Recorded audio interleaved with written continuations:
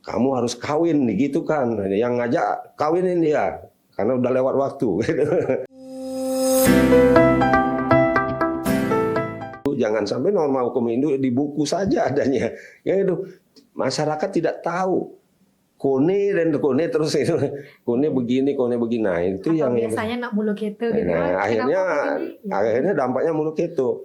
Kalau tahun 65 ya, saya masih kecil waktu itu.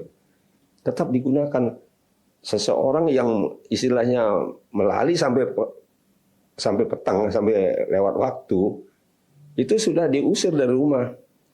Nganggur istilahnya, dulu kan nganggur istilahnya.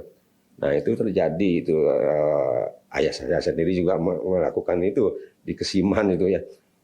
Jadi ponakannya pergi dengan laki-laki, datangnya sorenya malah jam 7.